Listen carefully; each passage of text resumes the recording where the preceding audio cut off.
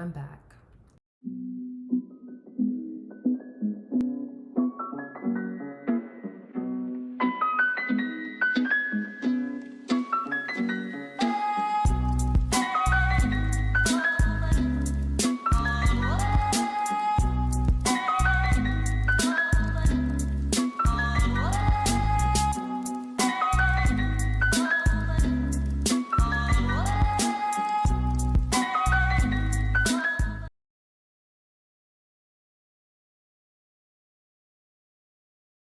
So Riley, with the sports issue, this isn't the medical side, right? With the sports issue, and I do regret not swimming against you, by the way. You would have smoked me if smoke could be in water. But with the sports issue, same question really. How do you see this changing in 2025, and what will it mean for all these young women in athletics if we can make the push to change this issue meaningfully in America this year? Well, first of all, James, don't lie, you just didn't want to be seen in a Speedo. That's really what it was. I'm not afraid of that. We'd have to shield our eyes from that. Look, this issue, the gender ideology movement as a whole, I think specifically the sports issue, it brought to life, it perfectly highlighted the concerns that so many people had, and it proved to us just how out of touch and how far from reality, truthfully, how anti-reality the left has become. Saying that men and women are the same, it's interchangeable, these things are synonymous, you can be one thing one day, the next thing the next, which again, as we saw on November 5th, the American people wholeheartedly reject. We kicked their tail in this election. And I'm excited about it because we deserve the victory. I told you guys last year when I came here to speak, and I told you to be encouraged, I told you to continue to fight, and we're gonna make it happen, and we did just that.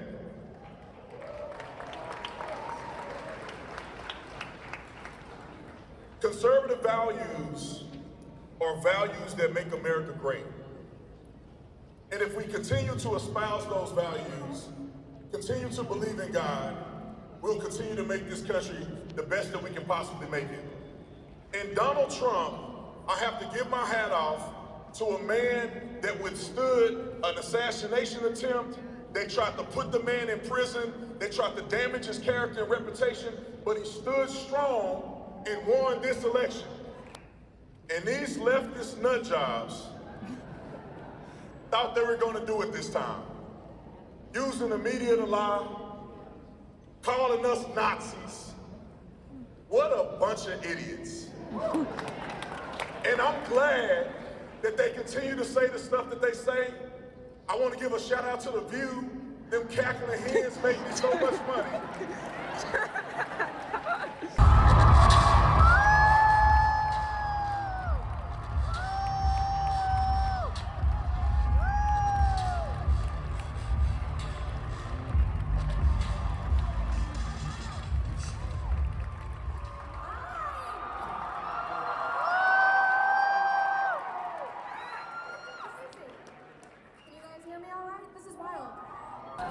Guys, I came after the greatest speech because I was backstage doing like breathing exercises. It was fantastic.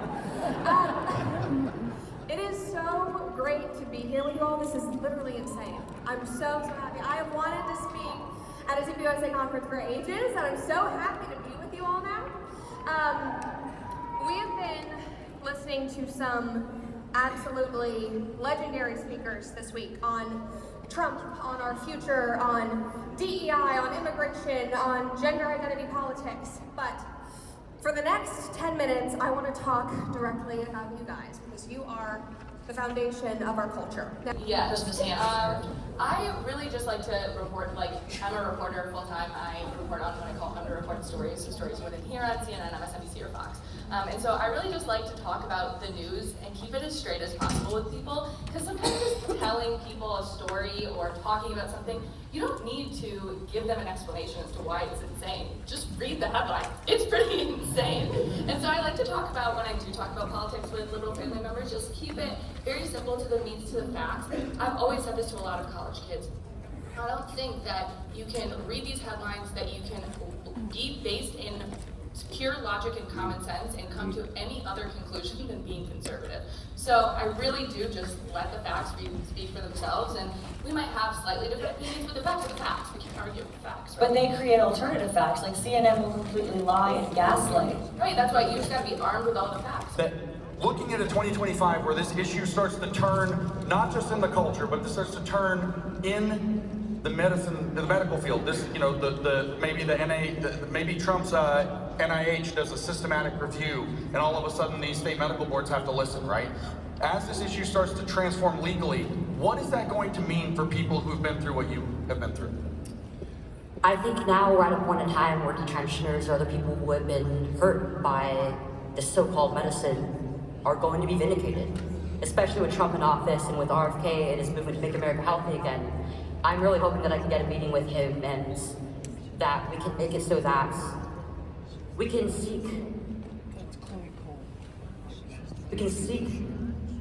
legal retribution for what we've gone through, and also force our providers who did this to us to take care of us, to give us the care that we need and that we deserve after they put us down this mutilative, dangerous path that will affect us for life. There's this lie going around still that these procedures are reversible in some way. The moment that you start on the puberty blockers, the hormones, or once you go through surgery to get rid of your breast, or you go through the cross-sex mimicry surgeries, you cannot go back.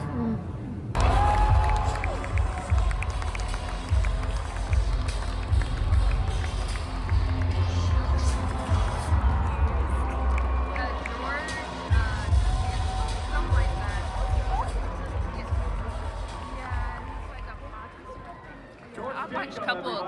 There we go. I watched a couple clips of him. Not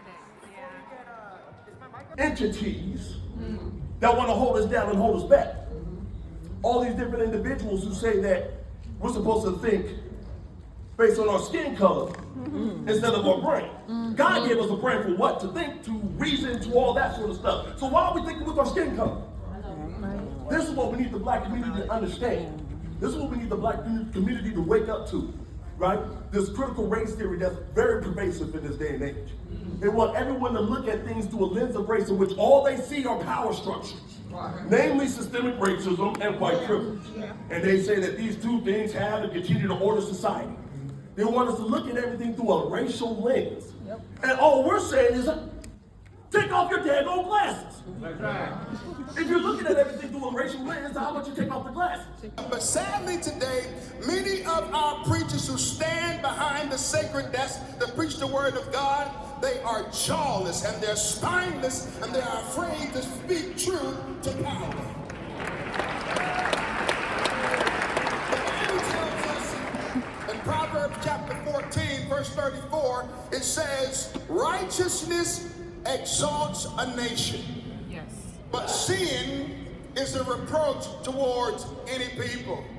The New Living Translation says it like this, that godliness makes a nation great, but sin is a disgrace to any nation.